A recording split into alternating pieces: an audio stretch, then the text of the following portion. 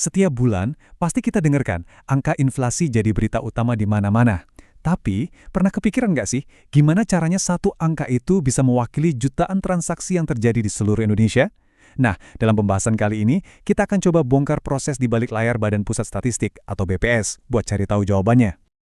Oke, kita mulai dari yang paling dasar dulu ya. Sebelum kita menyelam lebih jauh ke cara ngitungnya, kita harus benar-benar paham dulu apa sih inflasi itu dan kenapa ini penting banget buat dompet kita semua. Pernah ngerasa nggak, kok kayaknya uang Rp100.000 sekarang nilainya nggak sama lagi ya dengan 5 tahun yang lalu? Atau mungkin harga secangkir kopi favorit Anda kok ya pelan-pelan naik terus? Nah, perasaan itu ada namanya. Ini dia nih, definisi resminya.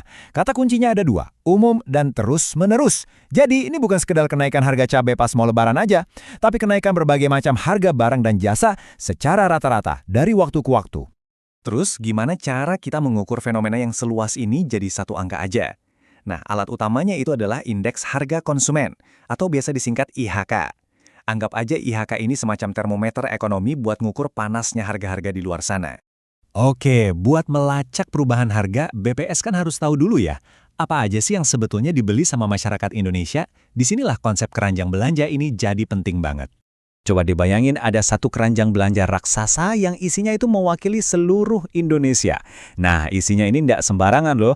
Isinya ditentukan dari survei super besar yang namanya survei biaya hidup.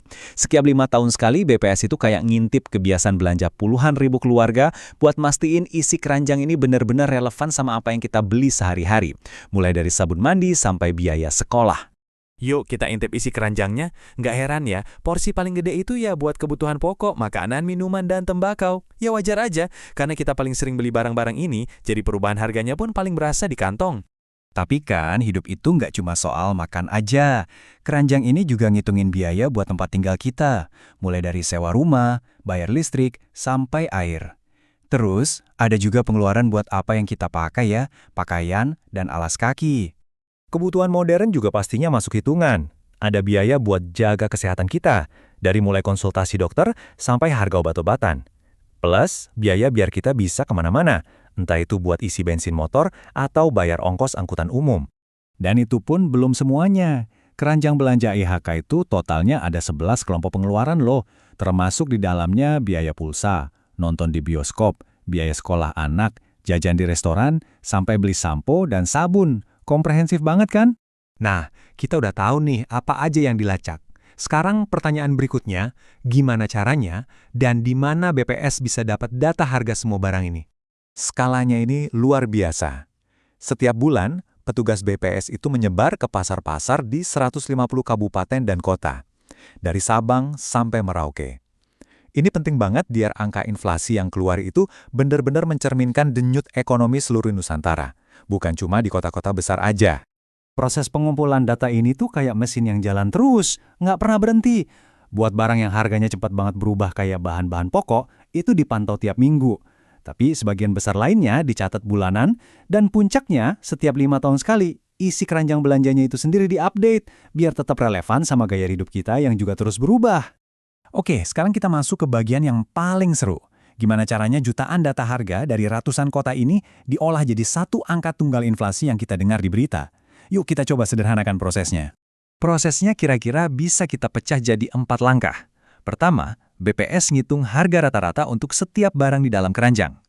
Kedua, mereka bandingin harga rata-rata bulan ini sama bulan kemarin. Ketiga, dan ini yang paling penting, mereka ngitung total biaya keranjang belanja sekarang, terus dibandingin sama biayanya di tahun dasar, semacam titik patokan awal, buat dapat angka indeks. Nah, persentase kenaikan atau penurunan angka indeks itulah yang kita kenal sebagai inflasi. Tapi tunggu dulu, angka inflasi nasional itu bukan satu-satunya cerita loh. Di dalamnya itu ada 3 wajah inflasi yang beda-beda, dan masing-masing itu punya cerita sendiri soal kondisi ekonomi kita. Mari kita lihat satu persatu. Jadi, angka inflasi utama itu dipecah jadi 2 kategori besar. Ada inflasi inti dan non-inti. Anggap aja inflasi inti ini kayak denyut jantung ekonomi kita yang lebih stabil. Sementara itu, inflasi non-inti sifatnya lebih bergejolak, dan ini dibagi lagi jadi 2 jenis yang akan kita bahas abis ini. Jadi, intinya gini, inflasi inti itu geraknya lebih lambat, lebih dipengaruhi hal-hal fundamental di ekonomi. Nah, kalau inflasi bergejolak, ya sesuai namanya, harganya bisa naik turun cepat banget karena faktor-faktor kayak cuaca atau pasokan. Contohnya ya harga cabai sama bawang itu. Dan yang terakhir, ada komponen yang bergerakannya itu tergantung ketok palu dari pemerintah.